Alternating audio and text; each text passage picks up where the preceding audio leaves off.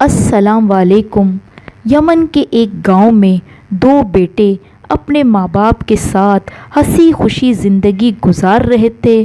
ان کا ذریعہ آمدن اپنی زمین پر بیج ڈال کر سال کے آخر میں پھلوں سے لدے درختوں کی فروخت کر کے حاصل ہوتا۔ وہ چاروں مل کر اپنی زمین پر کام کرتے۔ ان کے ماں باپ اور دونوں بھائی بڑی محنت کر کے پھلوں کے درخت لگاتے اور ان درختوں کے پھلوں کی فروخت سے انہیں اچھی خاصی آمدن ہوتی۔ اس بار بہت وافر مقدار میں درختوں پر پھل آئے اور انہیں بہت زیادہ منافع ہوا۔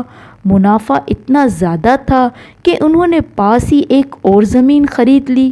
چھوٹے بھائی کو کام اور پیسوں سے بے حد لگاؤ تھا، لہٰذا وہ اپنی دوسری زمین کو بھی جلد از جلد بیج ڈالنے کے لیے تیار کرنا چاہتا تھا۔ جیسے ہی اس زمین پر کام ختم ہوتا، وہ اپنی نئی زمین پر جا کر کھدائی کرنے لگتا۔ ایک دن وہ کھدائی کر رہا تھا کہ اچانک اس زمین سے ایک صندوق نمودار ہوا۔ مزید کھدائی کر کے اس نے اس صندوق کو زمین سے باہر نکالا تو دیکھا اس صندوق میں خزانہ تھا۔ اس کی خوشی کی تو کوئی انتہا نہ رہی۔ خزانہ دیکھ کر اس کے دل میں ایک خیال آیا، کیوں نہ اس خزانے کو میں اپنے پاس رکھ لوں۔ گھر جا کر اپنی بیگم کو ساری بات بتائی اور کہا، اس خزانے کو کہیں چھپا دو تاکہ میرے بھائی اور ماں باپ کو اس بات کا علم نہ ہو۔ اس کی بیگم نے اس خزانے کو گھر میں ہی چھپا دیا، لیکن اس کا دل مطمئن نہ ہوا اور سوچا کہ خزانہ اگر گھر میں رہا تو ماں باپ اور بھائی کو کہیں اس بات کی خبر نہ ہو جائے۔ پھر اس نے اس خزانے کو رات کے وقت ہی زمین میں دوبارہ چھپا دیا اور والد سے کہا، اے والد محترم، اب ہم دونوں بھائیوں کو علیحدہ علیحدہ کام کرنا چاہیے۔ آپ مجھے یہ نئی زمین دے دیں اور بھائی کو وہ زمین جو کہ سالانہ اچھی آمدن دیتی ہے۔ والد نے فکر مند ہو کر کہا، لیکن نئی زمین تو ابھی بنجر ہے، اس کو بہتر کرنے میں وقت لگے گا، تم اپنی گزر بسر کس طرح کرو گے؟ چھوٹے بیٹے نے کہا، آپ میری فکر نہ کریں، بس آپ زمینوں کا بٹوارا کر دیں۔ والد نے چھوٹے بیٹے کی خواہش پر وہ بنجر زمین اس کے نام کر دی۔ پھر اس نے والد سے کہا، کیوں نہ میں اپنا گھر اس زمین کے پاس ہی بنا لوں تاکہ مجھے آنے جانے میں دشواری نہ ہو۔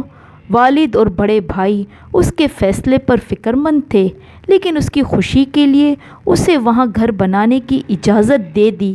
اب وہ اپنے ماں باپ اور بھائی سے علیحدہ رہنے لگا۔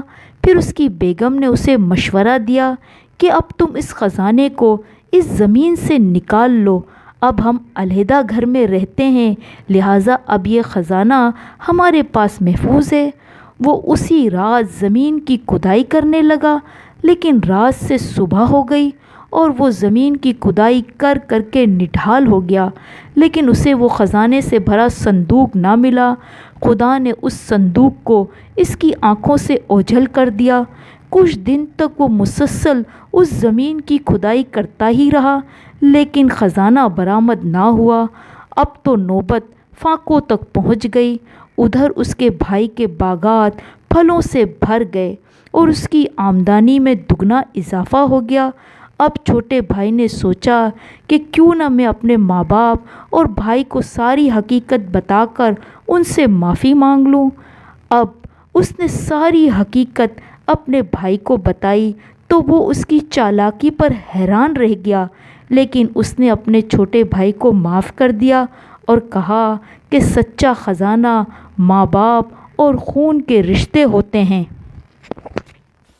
اگر آپ ہمارے چینل پر نئے ہیں تو پلیز لائک اور سبسکرائب لازمی کیجیے گا تاکہ دلچسپ کہانیاں آپ کو بروقت ملتی رہیں۔ ملتے ہیں ایک نئی کہانی کے ساتھ۔ اللہ حافظ۔